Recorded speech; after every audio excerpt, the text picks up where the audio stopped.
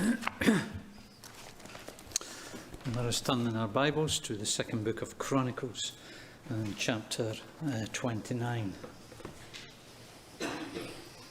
2 Chronicles and chapter 29.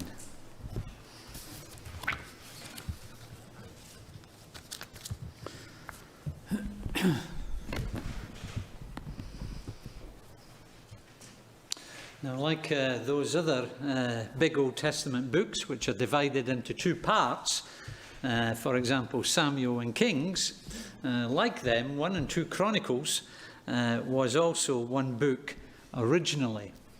And having reached chapter 29 of 2 Chronicles, we are now entering the final section of the whole combined book. And so don't worry, we are getting near the end. And just to remind you of what we've covered so far in this big book, we're going to have an outline of 1 and 2 Chronicles on the screen. And as you can see, the opening 9 chapters of the book are essentially genealogies. And I know we find it difficult to read them, but when you come to the book of Chronicles, do persevere through the genealogies. That's the opening 9 chapters. And then we come to the big main middle section of the book, from chapter 10 of 1 Chronicles right through to chapter 9 of 2 Chronicles. And there we have the subject of the United Kingdom. Now, just before you start to feel all patriotic, that's not our United Kingdom, as in England, Scotland, Wales and Northern Ireland. That's the United Kingdom, the Old Testament kingdom of Israel. And it's described there as the United Kingdom because, as you can see from the next heading, there came a time when it was a divided kingdom. But under the big section, the middle section of the United Kingdom, there's 2 subsections, and from chapter 10 through to the end of 1 Chronicles, you have the account there of David's reign. And if you compare the account of David's reign in 1 Chronicles compared with 1 and 2 Samuel, you will see some notable differences. And in 1 Chronicles, David is very much held up as the ideal king for God's people. And then, moving into 2 Chronicles, in the first 9 chapters, there the shift reigns from David's era to his son, who replaced him, and that was Solomon's era. And whereas the emphasis in David's era was David's reign as king, the emphasis in the Solomon's era is his construction of the temple. And then we come to 2 Chronicles 10, and a very sad time in the history of God's people, because following the death of Solomon, and his son took over, and there was a rebellion within Israel, and we then had a split, and it became a divided kingdom. And you had 10 tribes on the north, constituting the northern kingdom of Israel, with Samaria as their capital, and then you had 2 tribes down in the south, constituting the southern kingdom of Judah, with Jerusalem as their capital. And unlike the parallel history in the book of Kings, which is continually flipping back and forwards between the northern kingdom and the southern kingdom and telling you what is going on in each of them, the historical account in Chronicles is concerned almost exclusively with what happens in the southern kingdom of Judah.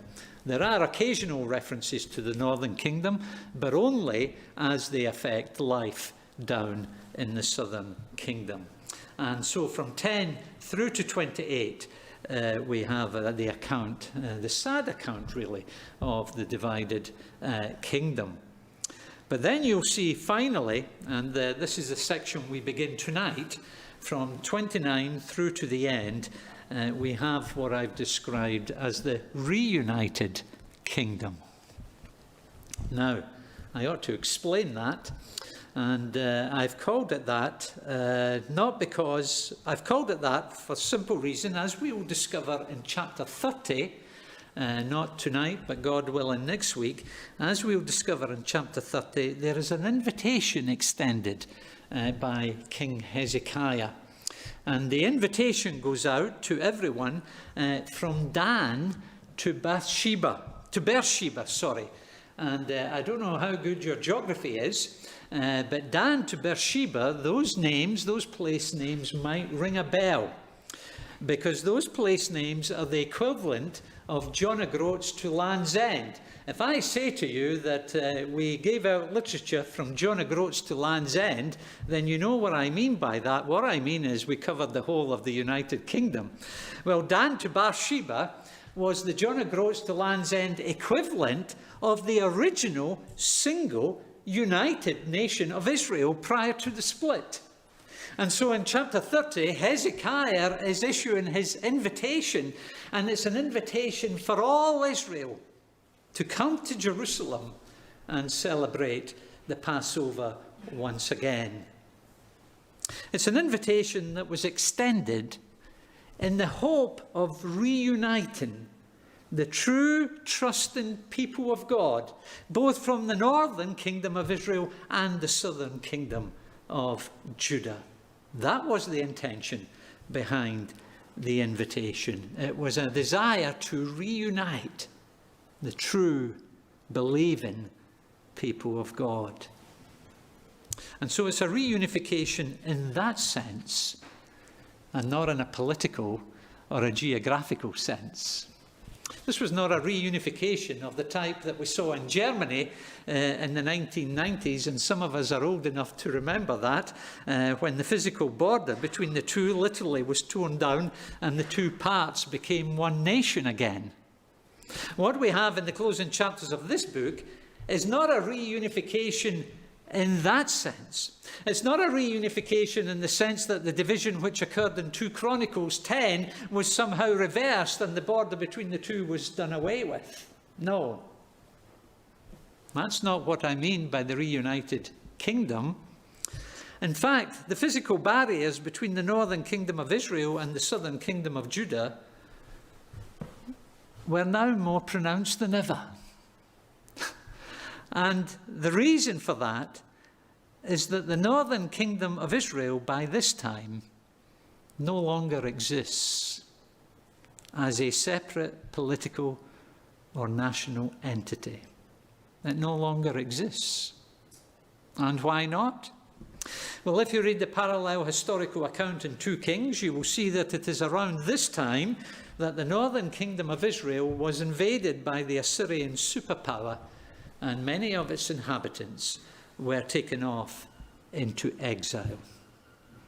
And what we must not forget is that the northern kingdom suffered in that way, not primarily because it was militarily weaker than Assyria, although it certainly was much weaker, but that's not the reason.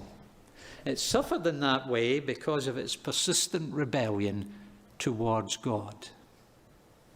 Israel's invasion by the Assyrians in the year 722 BC was primarily an act of divine judgment upon the northern kingdom. Which leads me to my first point this evening, and that is from the opening verses of chapter 29, and there we see the grace of God allowing the people of God to continue. The grace of God allowing the people of God to continue. Now, if you were with us a few weeks ago, then you may remember that I spoke of a levelling up, or rather a levelling down, between the northern kingdom of Israel and the southern kingdom of Judah. And having recently worked our way through chapter 28, I'm sure you can understand now what I meant by that. For many years, the spiritual and moral condition of the southern kingdom of Judah had been significantly better than that of their northern neighbours. But by the time chapter 28 comes to an end, that is no longer the case. As we discovered last week, Ahaz, king of Judah, adopted religious practices which had not even been seen in the northern kingdom. He adopted religious practices which the prior occupants of the land were famous for, i.e. the pagan Canaanites and Amalekites and people like that. As we discovered last week, God's prophet was getting more of a hearing and more of a response in the north than he was in the south. And so by the close of chapter 28, religion and morality within the southern kingdom of Judah has degenerated to a level of depravity which is just as bad, if not worse, than that of the northern kingdom. Which raises a question. And it's this: why is the southern kingdom of Judah being allowed to continue? Why are they being allowed to continue? Did you notice that? In spite of Judah's spiritual decline and moral depravity under King Ahaz, we read at the close of chapter 28, and Hezekiah, his son, succeeded him as king. Now, in view of what was happening in Judah, and in view of what is happening north of the border, we might have expected the closing words of chapter 28 to read something like this: and Judah followed in the footsteps of Israel, and so it's game over for the southern kingdom. That's what we might have expected to read. And in one sense, that's what we should have read. But that is not what we read. Instead, we read of another day dawning in the southern kingdom. We read of another era commencing. We read of another king being appointed, and not just any old king, but King Hezekiah. And concerning him, we read these words in verse 2.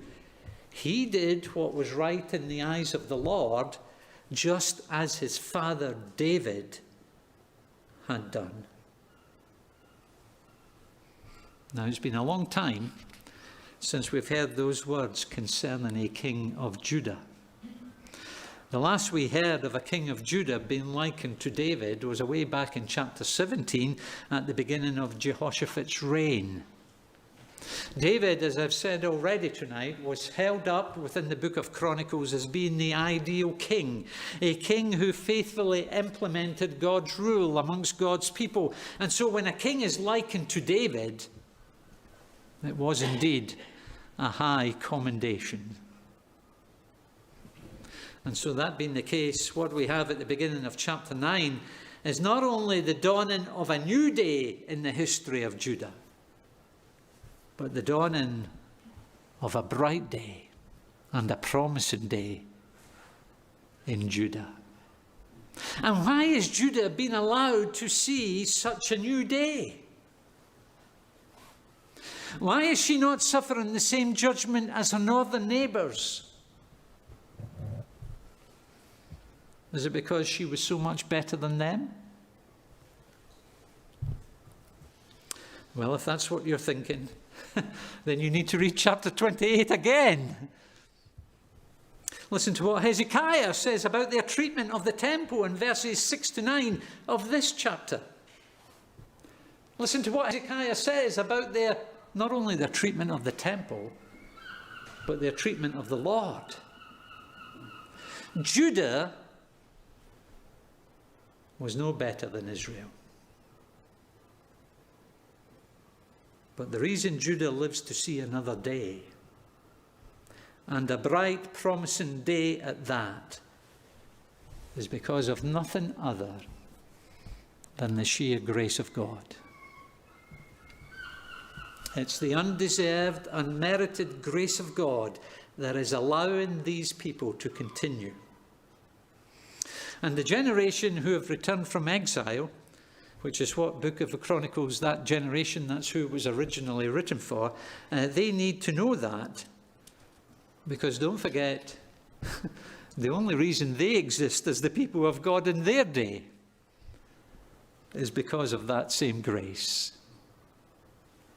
And what was true of the generation in 2 Chronicles 29, and what was true of the generation who've returned from exile, has continued to be true of God's people down throughout history. It is the grace of God that has allowed us to both exist and to continue as the people of God. That is true of us corporately tonight. And that is also true of us individually. As you look back over the history of the Christian church over the last 2,000 years, you discover that she has come through some very dark times indeed. And yet, just when you might be tempted to think that she doesn't deserve to see another day, you know what? You're dead right. She doesn't deserve to see another day. But she does. She does. And sometimes it's a very bright day. And it's all because, as it was in 2 Chronicles 29, it's all because of the undeserved grace of God. It is that grace of God that has allowed us to continue, not only as the church, big church, throughout history, but it is that grace that has allowed us to continue as a local church over the past 50 years. And it's that grace that has allowed us to be part of the church in the first place.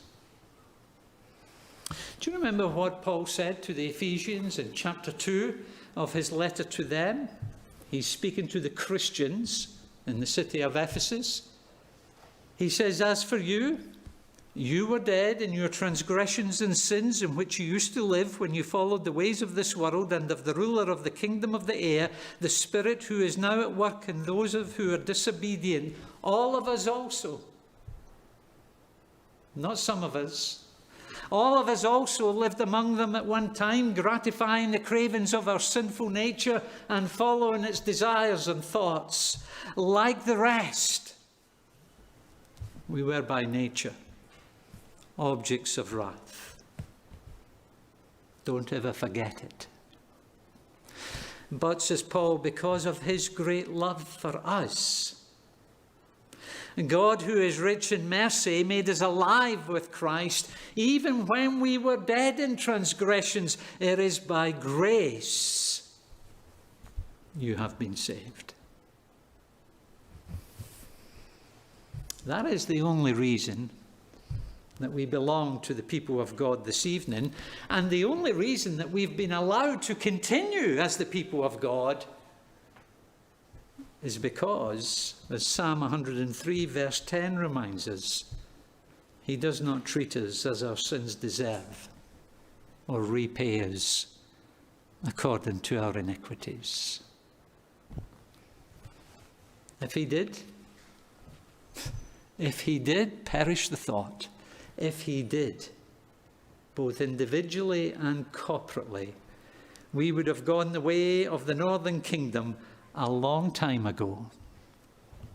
We would never have seen our 50th anniversary as a church. We would never see the dawning of another day in our personal Christian experience. It is the grace of God and nothing else that has allowed us to continue as the people of God.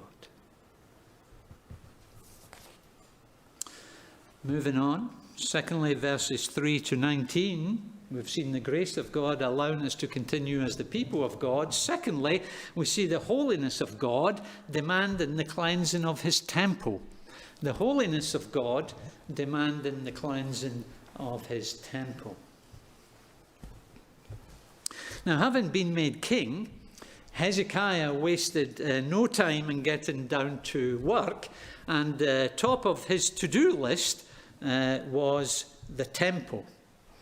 Verse 3 tells us that in the first month of the first year of his reign, he opened the doors of the temple of the Lord and repaired them. Now, verse 24 of the previous chapter tells us that Ahaz shut the doors of the temple, demonstrating that he was well and truly finished with the worship of the eternal God. Whereas the first thing Hezekiah does is open them again, demonstrating that he's going to restore the worship of the true and the living God. But before temple worship can recommence, there is some further work to do. Opening and repairing the doors of the place was only the start of the restoration, and that is why we hear Hezekiah say in verse 5, "Listen to me, Levites, consecrate yourselves now and consecrate the temple of the Lord, the God of your fathers. Remove all defilement from the sanctuary." Such cleansing and such consecration was necessary because of what the previous generation had done, verses 6 and 7, resulting in the wrath of God, verse 8, and the discipline of God, verse 9. But Hezekiah is going to address the issue. And consequently, we hear him say in verse 10, "Now I intend to make a covenant with the Lord, the God of Israel, so that his fierce anger will turn away from us. My sons, do not be negligent now, for the Lord has chosen you to stand before him and serve him, to minister before him and to burn incense." But before they do so, they have to consecrate themselves, verse 15, and they have to purify the temple of the Lord as the king had ordered. And if you want to know what that purification of the temple looked like in practice, then just look at verse 16. The priests went into the sanctuary of the Lord to purify it. They brought out to the courtyard of the Lord's temple everything unclean that they found in the temple of the Lord. The Levites took it and carried it out to the Kidron Valley. The Kidron Valley being a burial site outside Jerusalem, which was considered unclean and therefore suitable for the disposing of unclean things. That is the cleansing of the temple. And please note, this cleansing of the temple was not due to some rigorous COVID regulations or even some religious regulations that Hezekiah had introduced, although he did order it to be done. Instead, this was a cleansing that the Lord himself demanded. Did you notice that? We're told at the close of verse 15, they went in to purify the temple of the Lord as the king had ordered, following the word of the Lord. And the reason the Lord demands such things is because he is a holy God. And being a holy God, he insists on his temple and its worship reflecting something of his holiness. That is the holiness of God, demanding the cleansing of his temple. And it was a principle, you may remember, that Jesus demonstrated during his time on this earth. Do you remember that occasion recorded for us in Mark chapter 11? On reaching Jerusalem, Mark says Jesus entered the temple area and he began driving out those who were buying and selling there. He overturned the tables of the money changers and the benches of those selling doves and would not allow anyone to carry merchandise through the temple courts. And as he told them, he said, "Is it not written, 'My house will be called a house of prayer for all nations'?" Demand. Now, as I've said on previous occasions, but I'll repeat it because it's important, the Old Testament temple finds its fulfillment today not in a building of bricks and mortar, but in a people, the people of God, the Church of Jesus Christ. And just as God insisted on his temple back then, reflecting something of his holiness, so it is today. That is why Peter's instructions to the Christians of his day was this. He said, "As obedient children, do not conform to the evil desires you had when you lived in ignorance, but just as he who called you is holy, so be holy in all you do. For it is written, 'Be holy, because I am holy.'" And what you found throughout the New Testament is that on those occasions when the holiness of his people was clearly and publicly compromised to the extent that the honour of God's name was at stake, on those occasions God demands that a cleansing takes place. That is why Ananias and Sapphira dropped dead in Acts chapter 5. That is why the church in Corinth were told to expel the immoral man from their fellowship. That is why the church in Pergamon was criticised by the risen Christ for having within their fellowship those who propagated the false teaching of Balaam and the Nicolaitans. And that is why the risen Christ criticised the church in Thyatira for tolerating a woman called Jezebel who was misleading people into sexual immorality. On each of those occasions, Jesus or his apostles demanded that action be taken so that the Lord's temple, i.e. his church, would continue to reflect something of the Lord's holiness. Oh yes, many years on from 2 Chronicles 29, and the holiness of God still demands the cleansing of his temple. Thirdly and finally, the wisdom of God providing for the sins of his people. And we see that from verse 20 through to the end. The wisdom of God providing for the sins of his people. Now, having been told in verse 18 that the temple and its altars and its utensils had all been purified, Hezekiah gathers the city officials together in verse 20, and they all go up to the temple of the Lord. But in verse 21, we read that they didn't go alone. We read that they brought something with them, and that was 7 bulls, 7 rams, 7 male lambs, and 7 male goats. And in response, you may be thinking to yourself, well, that's a little bit strange. Having gone to all that trouble of cleansing the temple, you would have thought that the last thing they would have wanted in the temple was a herd of animals. Well, what we have to remember is that the cleansing of the temple was not the cleaning of the temple, in the sense that you and I would clean our homes. Instead, the cleansing of the temple was the removal of those things which were an offence to a holy God, those things which symbolised the previous generation's idolatry.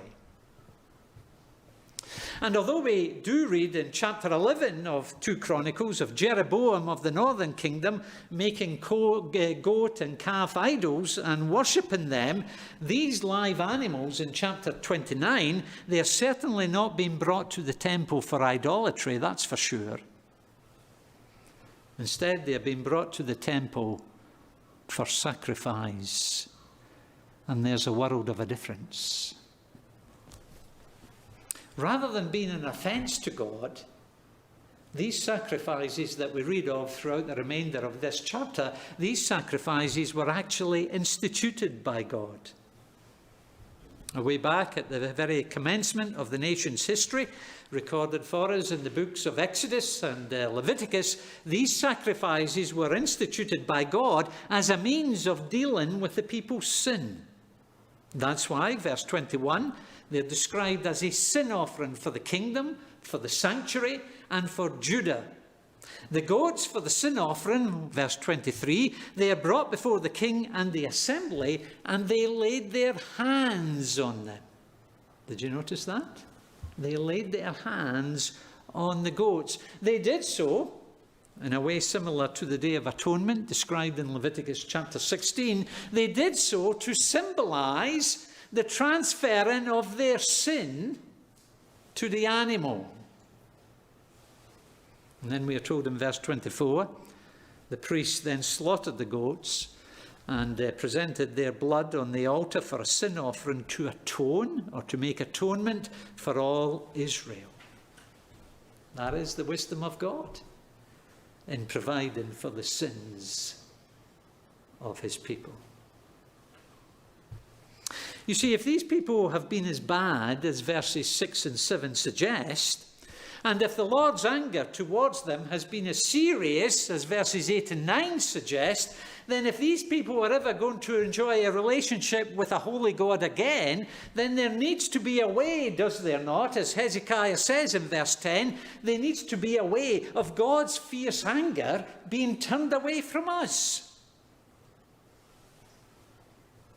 And that is precisely what the sacrificing of these animals is symbolizing. The people's sin is symbolically transferred to the animal, and the animal dies as a sacrifice in their place.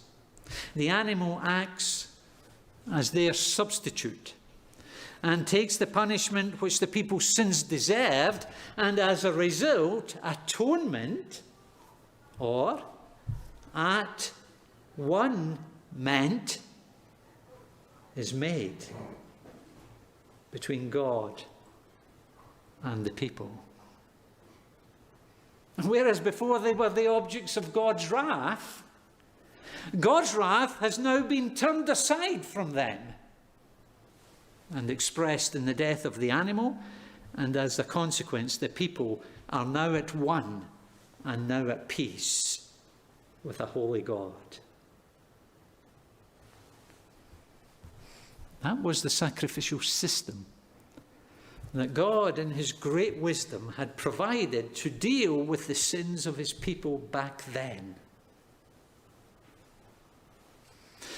And praise God, there is still a sacrifice that God, in his infinite wisdom, has provided to deal with our sins as the people of God today. And that is the death of Jesus Christ.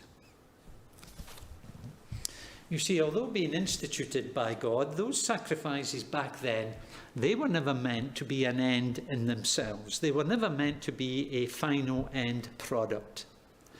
Instead, they were instituted as a means of pointing forward to something infinitely better. They were instituted as a means of pointing forward to an infinitely greater sacrifice that could actually deal with the problem of our sin. And that was the sacrifice of Jesus upon his cross. In his death, he was taking the sinner's place. And as my substitute on that occasion, he took upon himself the wrath and the judgment which my sins deserved.